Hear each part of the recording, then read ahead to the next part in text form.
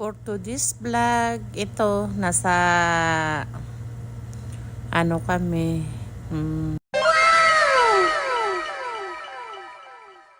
forma, para sa pag-uwi ni ama.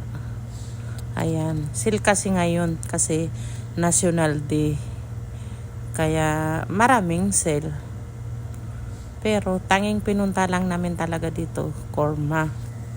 Dito kami kasi bumili ng korma para sa dadali ni ama sa pag-uwi niya. Dahil nalalapit na rin yung pag-uwi ni ama ng Pilipinas. Iiwan na naman kami. Magiging LDR na naman kami. Ayan si Miray.